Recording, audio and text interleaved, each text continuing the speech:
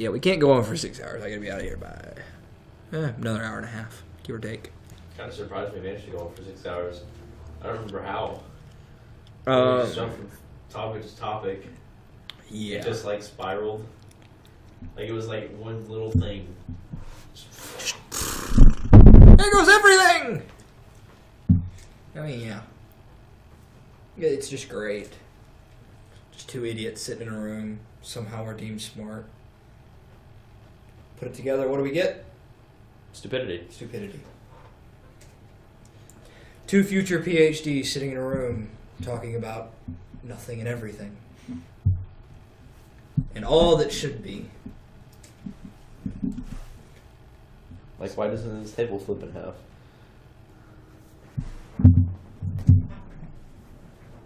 There's a thing sitting in the middle. Do what? There's a thing in the middle of it. What do you mean there's a thing in the middle of it? Oh, does it fold? No, it doesn't. See, that's my... No, it's two glass plates. That's what it is. Yeah, I know. Then why doesn't the table in two pieces and can fold? That's just... doesn't make any sense. May as well put one piece of glass. Maybe it's just like the guy who was making the glass ran out of sand. So he had to make a second trip to, like, Florida. And his excuse for having... To get the fine sand. His excuse was he needed to go... Get some sand. He needed to go take a second vacation for a business trip. And spent like 3 weeks out in Florida to get more sand, just to come back with barely enough to finish it. That way he got to go back. A pocket full. Or two. Yeah.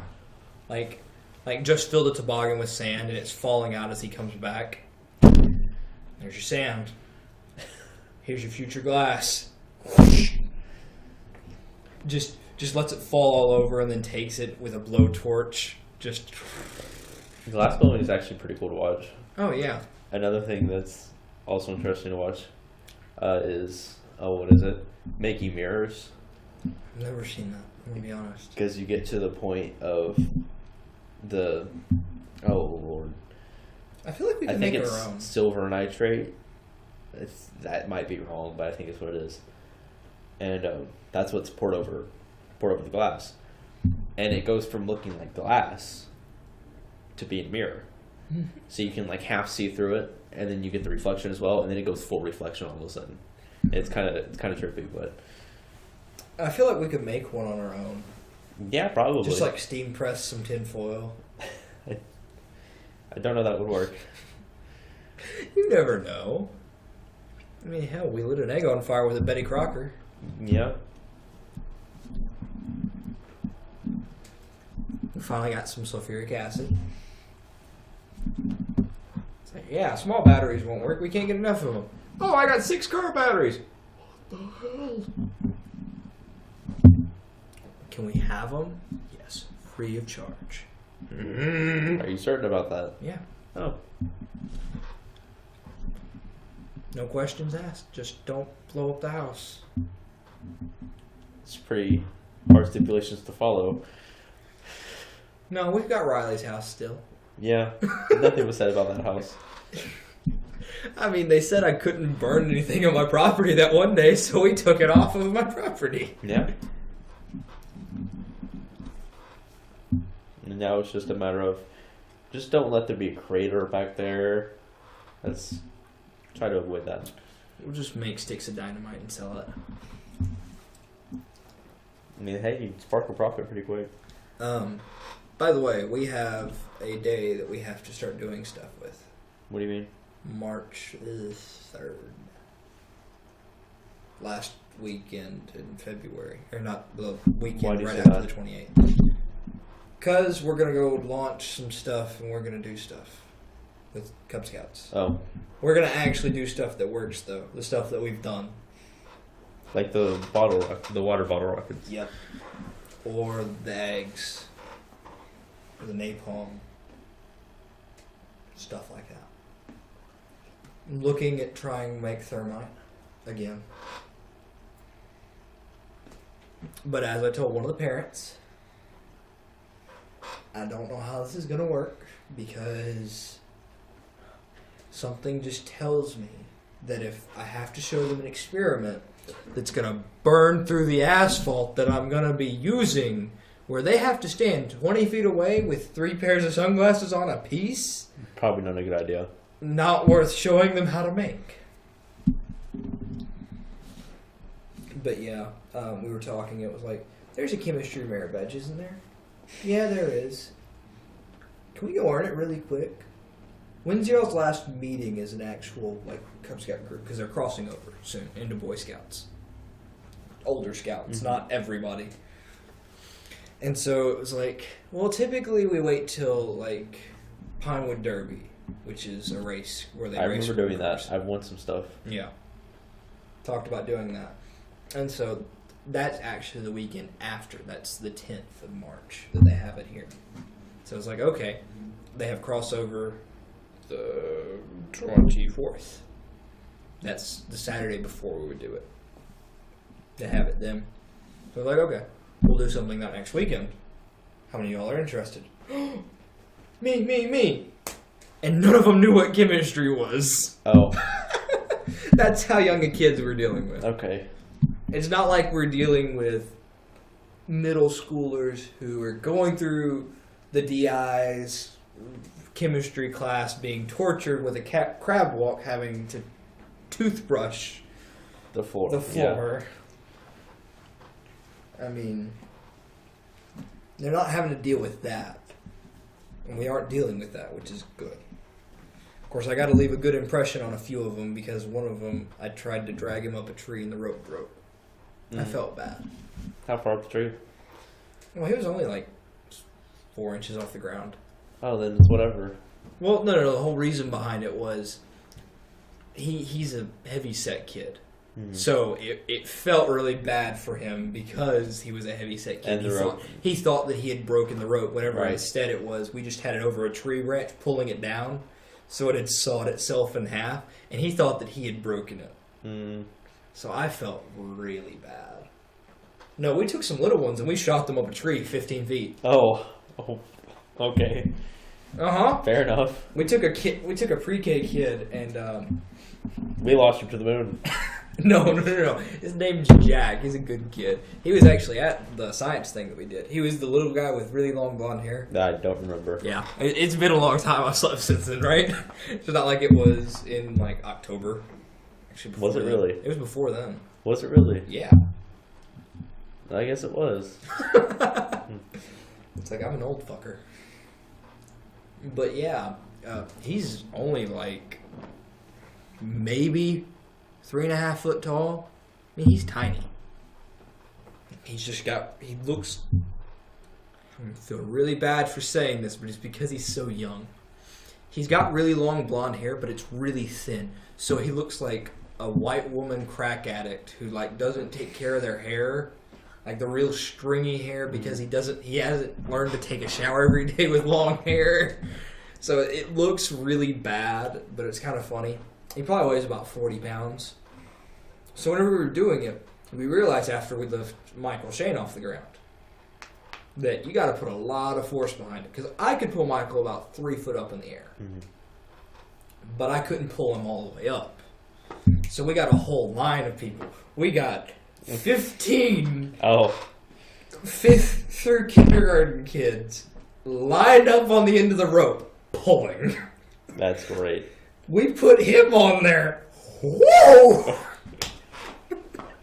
I mean, you're talking, he shot up. That's got to be fun. Oh, yeah. We did it a long time ago, and that was whenever we did knots. There's one called the bowline, which is the rescue knot. So it's to prove that you can have faith in your rope. Which I felt really bad because it broke. But, Oh, by the way, we were talking about the, Joseph. That's what we were talking about. Slice the leg open. Yeah. So I didn't tell you the story about how one of the kids split open his leg. Or, not split open his leg, drowned. Mm-mm. I'm in a magazine for it. What? Yeah. Oh. It's only from 5 years ago, but actually the event's from 5 years ago. That magazine's from last year. Yeah. Yeah, it's nice to know, right? Yeah. No, but you have to. I got awarded something from the National Board of Boy Scouts dumbasses who allowed girls into it, which pisses me off. Right. But yeah, no, I got awarded that. They put me in a magazine. Why? I don't know. I don't like the attention that it gets, but I want to go through and I want to try and apply Joseph's story to it. For those who don't know, one of our friends, I went camping with him about a mile out into the woods. He sliced open his leg about a foot down. Because there was a spider. Yeah, because there was a spider. He was whittling. He sliced open his leg, cut through 2 arteries in his kneecap on the inner left leg. And out of the 5 of us who were there, 1 of us was hurt. 3 of them panicked. 1 of them ran out into a deer field in the middle of deer season. Thankfully, he was wearing bright clothes. 1 of them almost passed out, and the other one got lost running through the forest because we didn't know the land. So I wound up tying a tourniquet, which is just a bandana really tightly around the top of the cut to cut off circulation to the bottom of his leg, try and keep the arteries from bleeding. We eventually got a hold of the person who owned the property, and we had a yelling competition to figure out who could go back and forth like old barbarians. Eventually he got to us, and he's not old. He's probably about late 40s, early 50s. But he couldn't carry him out, even though he was only 90 pounds. I mean, it wasn't heavy. But, so I piggybacked him a mile out of the woods. It's like, why don't I turn that story in? That's so much cooler to me than, oh yeah, one of the kids jumped into a pool and one of the adults who was dressed in military gear jumped in after him, managed to get him above water because he started to drown, but in the process, he managed to drown too. So the only 2 people who could swim outside of everyone else jumped in. I got the kid, and then the other one, who was the adult's grandson, made a human chain with the other adults and pulled him out of the water. I still think that the other story is cooler. Yeah. Although I like how in the magazine, came out in September. It was like either last year or the year before, about 2 years ago. But I always thought it was funny because they took this morbidly obese, like Duck Dynasty style guy. He looked like a person from Duck Dynasty, just like size, beard, hat, everything. He wore military clothes. He was a Desert Storm vet. Never dressed in civilian clothes. Going swimming. He was still dressed in it, refused to swim. And it came out in the magazine. They turned him into this really fit, really fit, bald white guy. And it's great. Because he looks like he could be a decathlon athlete. But you see him in real life and he's just this lard. It's miserable to say, but it's what it was. And then the kid who was drowning, he's mixed. And in it, I gotta look at the picture again because I don't want to lie about what I said. He is this kid. He is this little white kid with brown hair. Whenever in reality, he's this mixed kid with an afro. I still think that that's hilarious. They got everything else about it right. Like even me and the other kid, we look pretty similar. The mayor apparently did something for it that I didn't get told about. So there's something dedicated to something over by the library.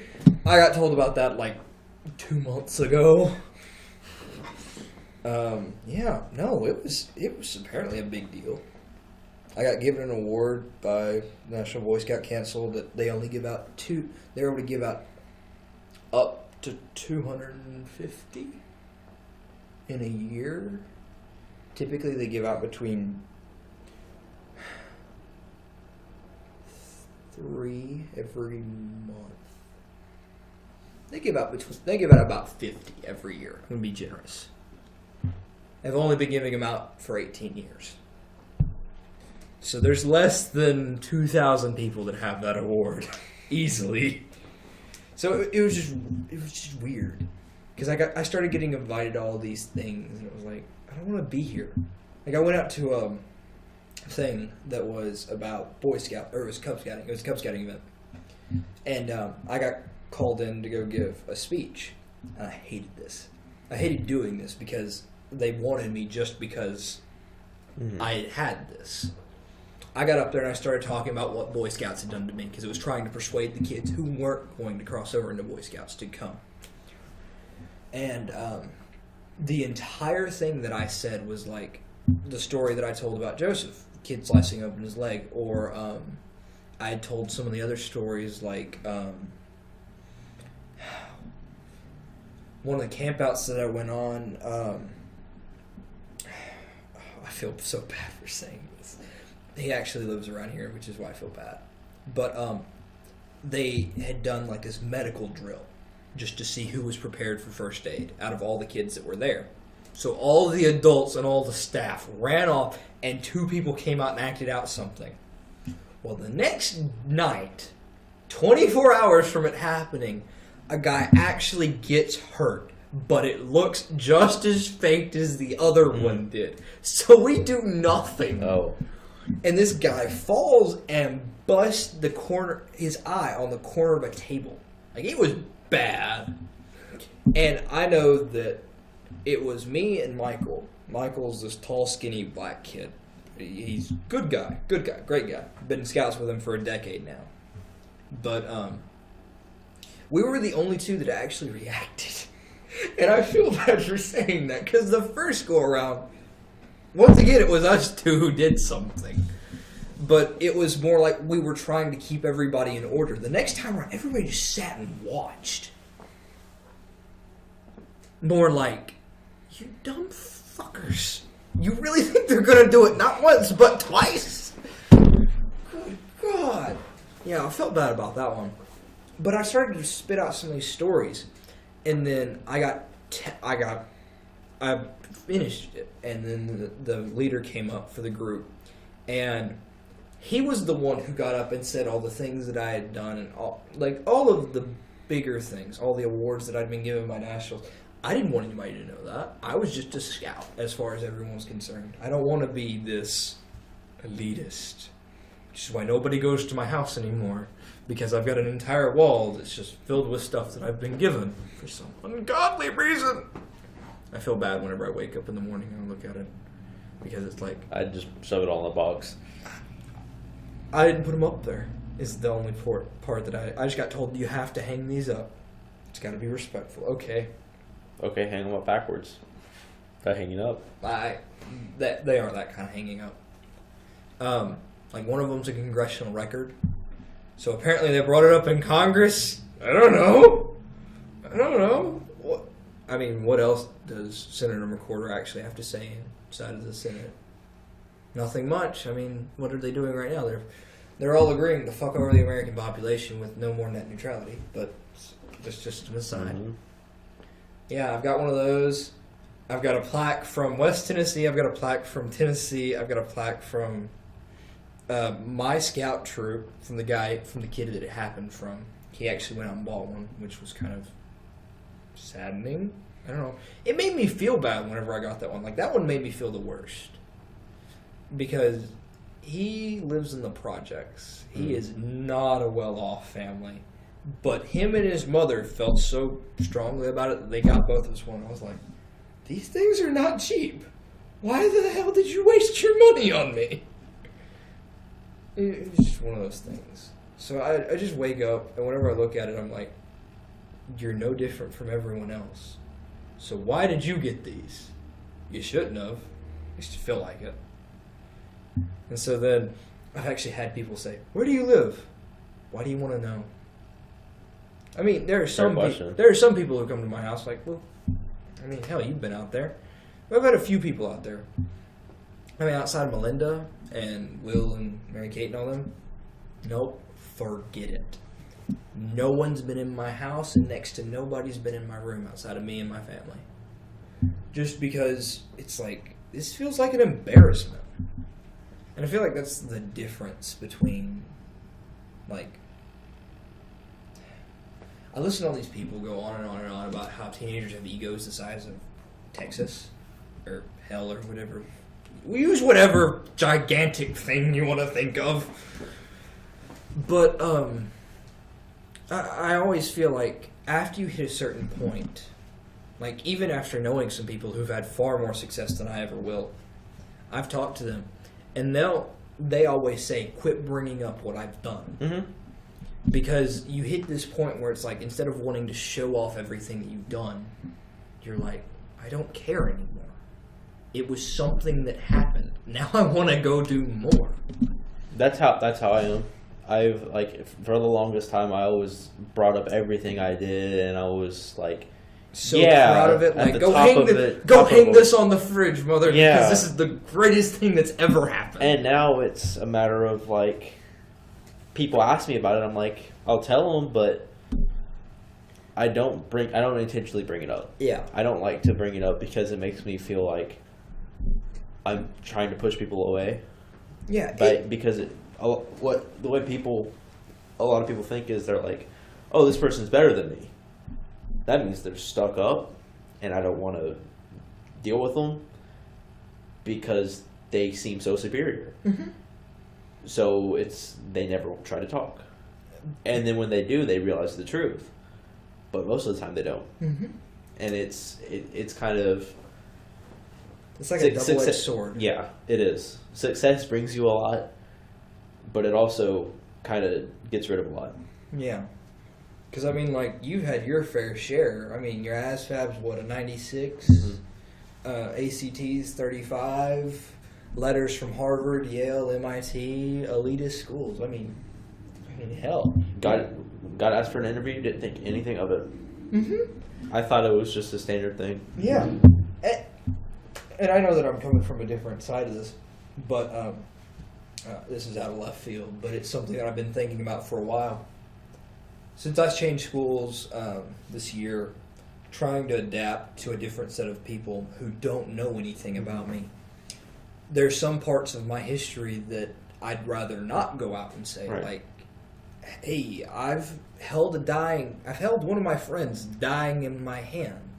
It's not something you want to go out of your way and say. Or I've been a pallbearer for 3 separate kids that either I knew or I was asked by the parents to come out and do it because of, in relation to who it was.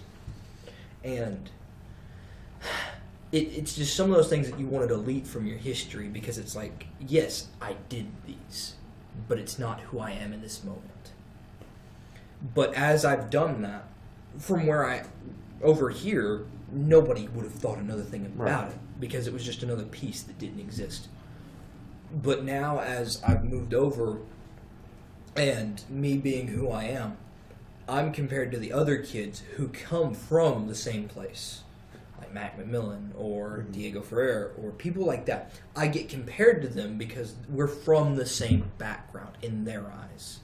Same city, same schools, yada, yada, yada. And so then I get asked a lot of these questions, and I don't want to bring it up because I've had it said once before already. You're not human.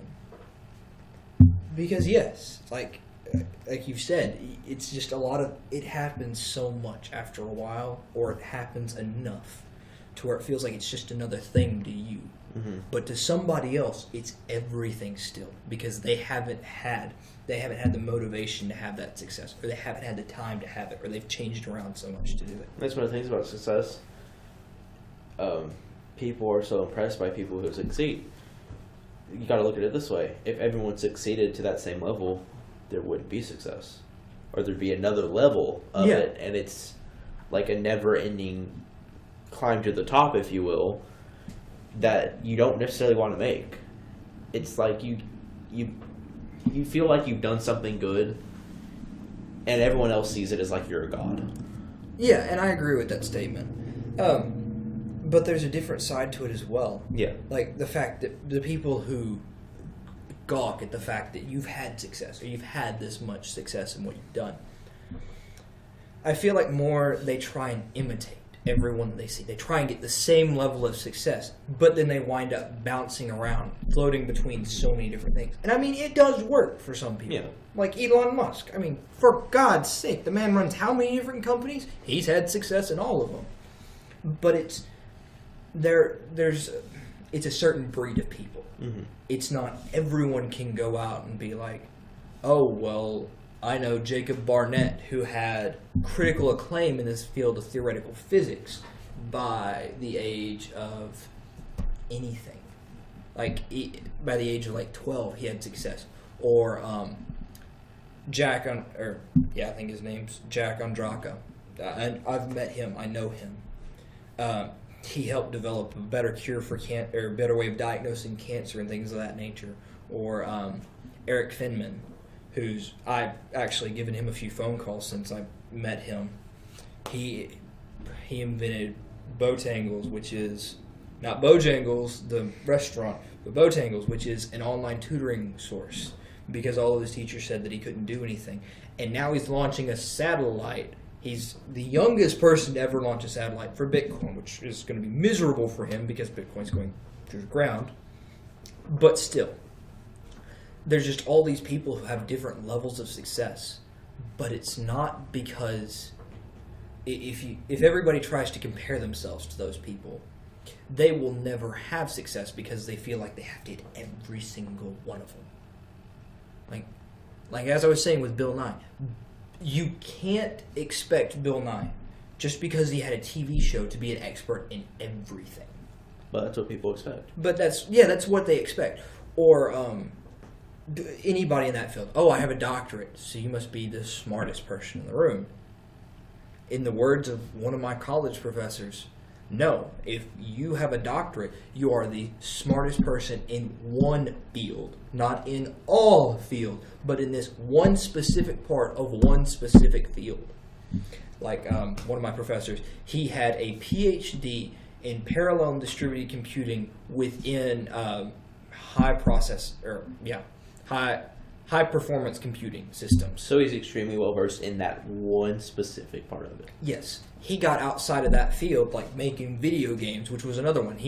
Another one worked in pretty much translation between video games and graphic design into coding. He worked with that side of everything. He taught kids how to program games and things of that nature because that was what he was best at. Mm-hmm. He couldn't have done what my other professor did, and who did parallel and distributed computing. But the parallel and distributed computing couldn't have shown you how to program a video game from scratch. No processor or no translator, nothing. No compiler, no nothing. One of them can show you the other. One of them can show you two separate pieces. You couldn't have expected them to do both of them.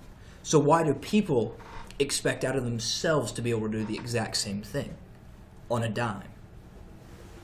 Like, I'm going to go out and I'm going to lose 50 pounds. You watch The Biggest Loser and they lose 200 pounds, no problem. Forget it. Because they seem like some extreme goal. But then they're also going to look out and they're going to find, oh, this diet's going to make me lose 10% of my weight here. But then this diet's going to make me lose another 10% of my weight. Or yada, yada, yada. And they're going to go on all these different routes. And they're going to carry themselves in 15 different directions, even within one specific thing. And so... And if you want results from something, you got to stick to it. Yeah. You can't start varying from whatever path you initially set. Unless you find something that's obviously, I don't know, a lot better for you. Yeah. Or how they would do it is like they'll see results out of one and they'll get to a specific point. Then they'll swap to another and their body won't have time to acclimate. So now they're trying to spread themselves too thin by changing everything and they aren't seeing results out of others. So then they feel miserable and everything goes downhill. And that's how a lot of people are. Like, as you said, success... Not everybody's successful because everybody wants to be somebody else. Nobody wants to be themselves. Exactly.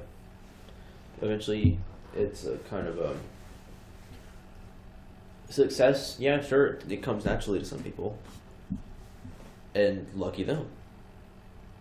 But actually acting on it and working with it is a different story entirely. Oh, yeah. Because you can be as successful as you want, but if it's handed to you, it doesn't mean anything. Now, working with what's given to you, that's a whole nother ballpark. because you're making something of it. And then if you're one of those people that's at the bottom, you feel like you're at the bottom, and you want to be successful, then work for it. I mean, you have two separate routes at that point in time. You have either you can grovel in self-pity and feel like you're absolute dog shit. Compared to someone else. Yeah, because you're comparing yourself to somebody that's...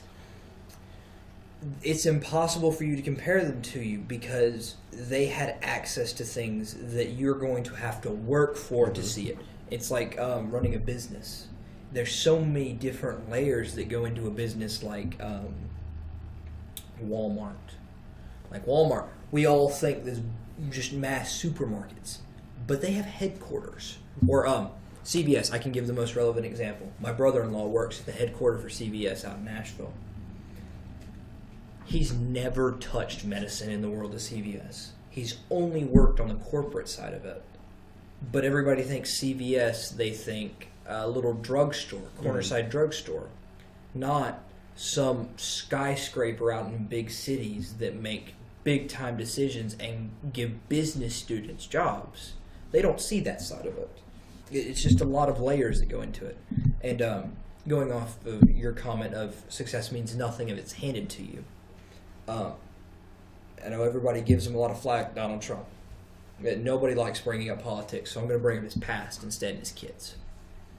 Yes, Donald Trump has had some things given to him that have made made it be a lot easier for him to get to some of it. Like as everyone quotes him, a small loan of $1 million. Yes, he had at one point in time. This is a quote from him. He walked down whatever the street in New York is. You walk down, I think, Fifth Avenue in New York, wherever they do stocks, and he saw a hobo sitting on the side of the road. And between him and the hobo, he realized something. He realized that he was $250,000 in debt, or $250,000 poorer than that hobo sitting on the other side of the street. And that was one of the big turning points for him. That was where he went out and he asked his dad for a loan. His dad had success. So, I mean, he used his resources. It wasn't that he got given this absurd amount of money for nothing. But then he took that money and what he did with it. Right. That's where success stems from. Or all of his kids. I've heard family members say this. I've heard other people say this. They're like, the kids have success only because their dad has money. Yes, there's money behind the name Trump. There is money behind that family name. But there's a whole separate side to it. Because all of his kids, they've not been handed money because they wanted it. Sure, probably somewhere down the line they've been given money because they've had some sort of deficit. But like his son's the one that I know the most about, who's now he's a big political figure. He started out in a construction job. He wasn't given a job by his dad. His dad did not see them as qualified and said that they need to work for what they have. So they all got blue-collar jobs. They were not given high-level profiles anywhere. They worked for every ounce of success that they have.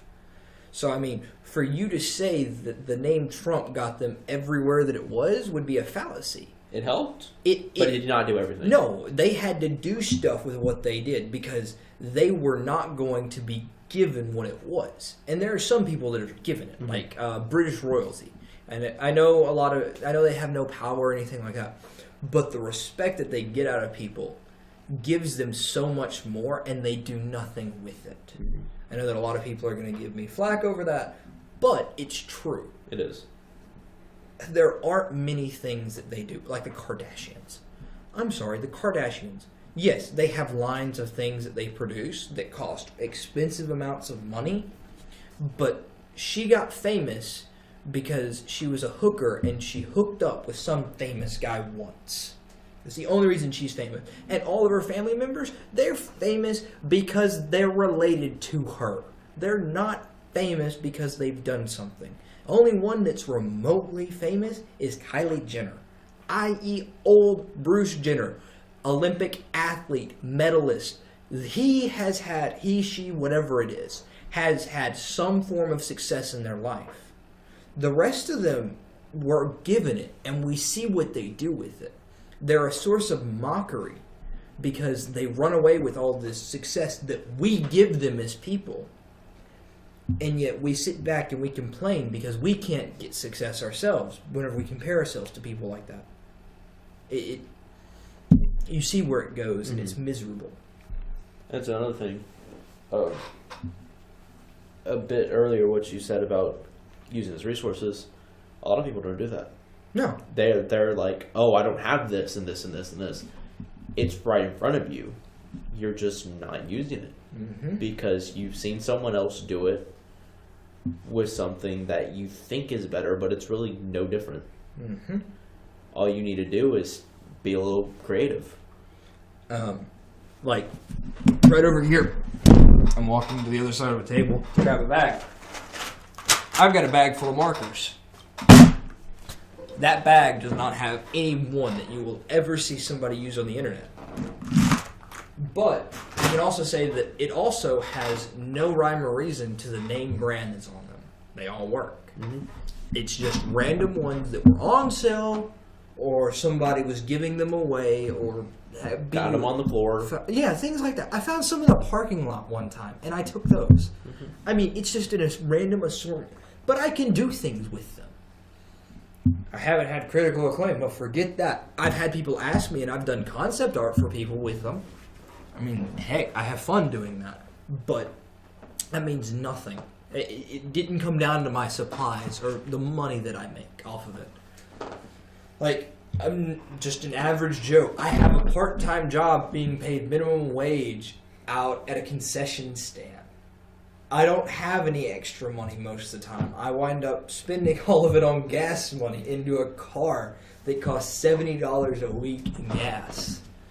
I mean, it isn't like I just have this copious amounts of money sitting around that I can do that. So I have to use my resources with what I have. Like my computer that I have at home, I haven't paid a dime for any of it. But it's 3 separate CPUs that probably I could sell for over close to $1,000 probably. Even if they are old as dirt. They run. They work. It's getting me experience in what I need to do.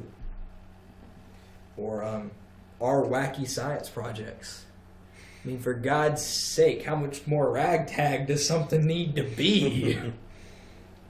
How'd you start a fire last week? Eggs. We took some gasoline and the last 2 eggs, one of which we tried to fry with an electrical socket. Not real sure how much more ragtag you can get. It isn't like we used anything fancy. We used whatever we had lying around. Or heck, whenever we first started, what seems the most feasible? We've got this that we could go out and we could buy a lot of things for. Or we've got a bar of soap and some gasoline. Well, we got some gas from lawnmowers. And then bar of soap shouldn't be too hard to find. There's got to be some kid that's cussed around sometime soon. Just go to a hotel. I mean, something like that. I mean, it was simple. And I mean, there was no rhyme or reason. We didn't mass produce it. I mean, we didn't do anything fancy with it. But still, we had success with what we did. Now we can go out and we can say, we can turn a bar of soap into a fire starter. Or we can cook an egg on an egg. We can say stuff like that, which is success in my mind. It's the small things. It doesn't have to be big. If you're successful in something small, it gives you that confidence to be like, yeah, I can go do something more. Or it's just a stepping stone. Like, we had this discussion. We were joking about it, obviously, but it could have been a real thing. Whenever we were making home grade napalm, house grade napalm, not heavy duty stuff. But had we have produced that on a mass scale, we could have sold it quite easily. It was just getting it up to a scale that would have taken it. And that's a completely other side of it that people don't get. You have to spend money to make money. Yeah. Everybody, I'm going to say this, I'm going to get flack about this too. YouTubers are probably the best example. Video gamers in YouTube. They're probably the best example of you have to spend money to make money. Because if they keep on playing the same game, yes, there are some games that you're able to play the shit out of and never spend any money. Minecraft be it. All these different mods that come out, everything's free about it. You spend no money on it. But you make money. But you make money. But then you've got people like, I'm going to pick on Markiplier and PewDiePie. I don't watch them, but I know what they do.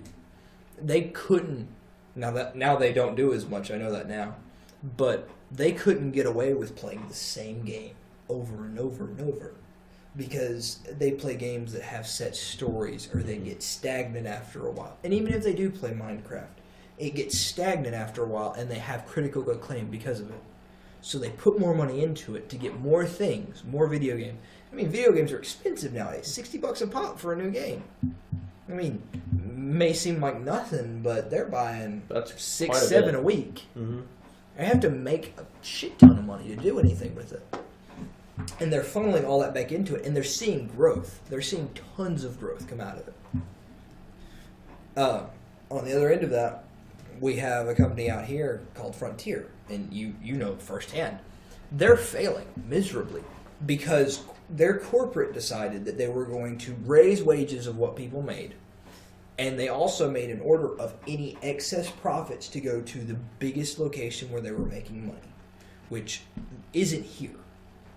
Like, there's too much competition around here. Whereas out in a place like Cookeville or Louisville, Kentucky, there is no competition pretty much. It's a pretty much monopoly in that one area. So they're sending all of their profits to go update that one portion of it. So they're seeing success there, but they're losing extra branches. And they aren't realizing that them not putting money into it is the reason why they're losing customers. Right. And it's this weird concept that people can't seem to get through their heads. Like, this worked then. Why isn't it working now? Because we live in the 21st century where 18 years ago we had a VHS. Nowadays, you show a kid a VHS that's in 3rd grade, they would think that you're pulling a dinosaur fossil out of the ground. Because it isn't conceivable to them. They haven't lived in an era where it wasn't online, where it wasn't a CD at the latest, like a few CDs that come out and you see in Walmart every now and then, or everything's online. I can go pirate whatever I want. Why would I pay for it? Not, I need a completely separate player to go off and do this, and it's got these old things that I had to plug in, and I had to figure out which order did they go into the TV, and most smart TVs don't even have those, so they've never seen those ports. Things like that. And talk about them spending money to make money. Like T-shirts, super cheap to make, but you sell them for so much. You're spending nothing, and then you're getting so much out of it. Yep. And then on what you're just talking about, how a 3rd grader wouldn't know what a VHS is. You tell someone about TV not existing, or anything, or a cell phone. no cell phones, none of that, no electricity even. Yep. They're like, how did they ever live? Oh yeah, but it's like 2 separate generations. It's almost like a switch that's halfway on for like the between 40 and 60. There's a group of people that have it's like the switch is half on. So for some of it, it's on, some of it's off. They've seen it, so the ones that it's off, they've seen it work this way, and they're never going to change. It's continued to work. We've seen growth here. It's never going to change. And you got those that see it as technology is the up and coming thing. It is all that we need. It is how we are going to grow. And it's like that half on, half off.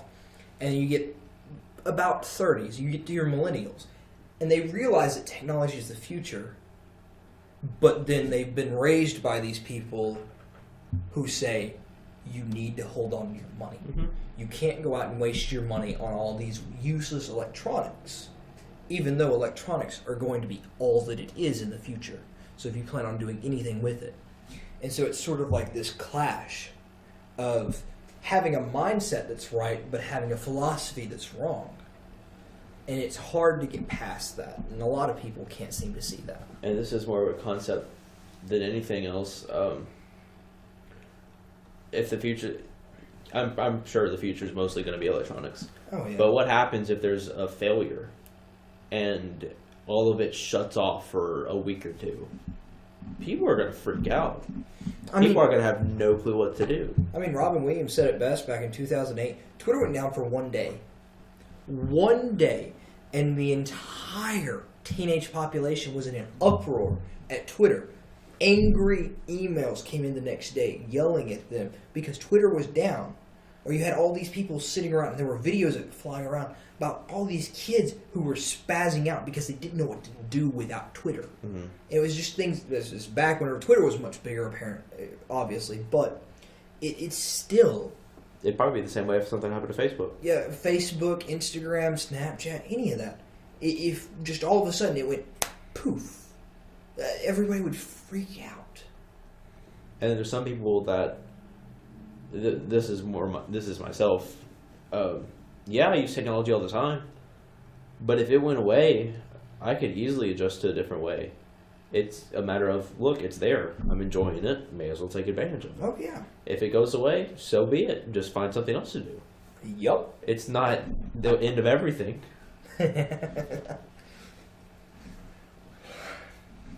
I'm sure if everything goes to technology, we're gonna have a blackout.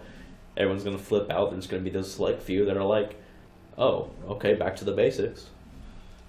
There's this big rage on cyber terrorism nowadays. Like, that's how ISIS is getting all of our children. They're going into chat rooms and yelling at them, yada, yada, yada. All this stuff. And if we do go completely into technology, it's going to go from cyber terrorism back to guerrilla terrorism. It's going to be, I've seen this portrayed before, but you take a low-grade nuclear weapon and you dismiss all of the excess electrons and neutrons at high altitude. It's like high-altitude explosions of nuclear bombs. It makes an EMP. It makes, for all intents and purposes, a mass-range EMP. And I know this is giving ideas to probably some terrorists out there, but I don't really care. They probably will think of it eventually anyways. Yeah, I mean, it didn't like... I'm just speeding everything up a little bit. Who cares? But, yeah, that would go off, and it would only take 2 or 3 to cover the entire U.S. But those excess electrons would fry every circuit in existence. There would be no saving anything without it being 10 foot underground. Most of our cars would be offline because they all have computers in them unless they're pre-1980. I mean... everything around us would be gone, and it's just this wacky thought that, I mean, I could adapt to it, no problem. Oh, yeah. I'm raised a Boy Scout. I mean, hell, I could walk outside and I say this. I have a condom in my car, not because I'm going to go have sex, but because it's my water bottle. It's the way I was raised. It can hold a gallon of water. I mean, it's just like this excess. But, and I know personally, I'm not raised as a Boy Scout. I could figure it out. Oh yeah.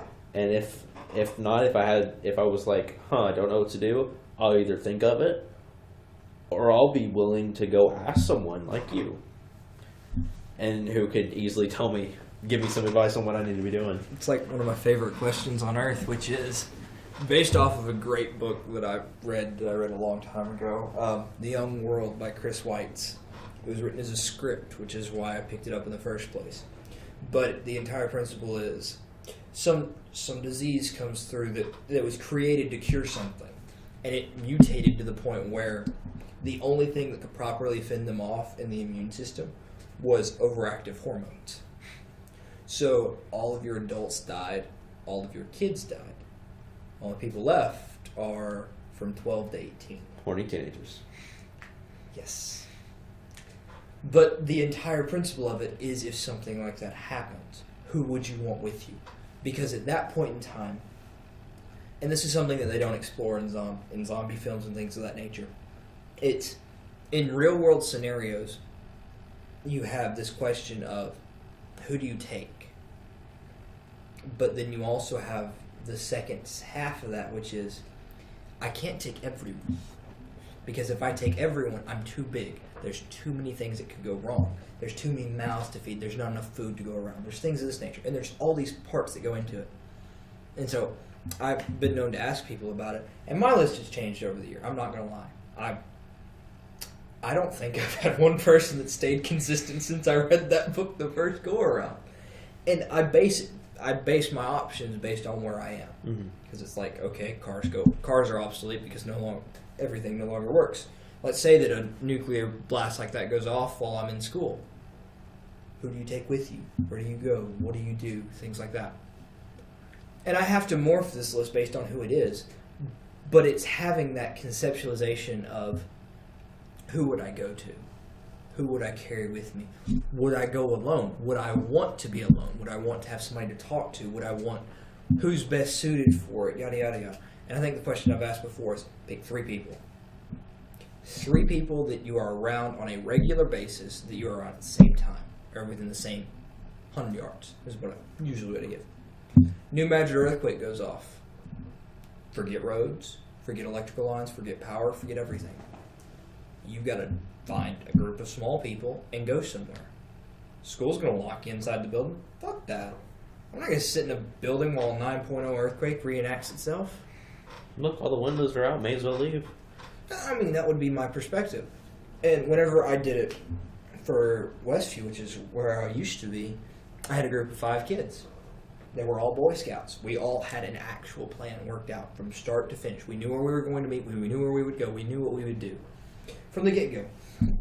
And I mean, now that I'm 30 minutes away from there, it's a little bit harder to do. But it's just like, it's weird. Because now you're left to the circumstance, and this is, I don't know how it is for you, because obviously you've been there your entire life, so it's easier for you to make these connections. But for me, walking into it, it's less of a question of who would I carry with me, and more who would be willing to. That's how I would look at it. Not, I can want whoever I want to go with me, but would they be willing to? Exactly. And yeah, I agree with that state. I've been thinking that a lot recently, especially since my math teacher said what he said.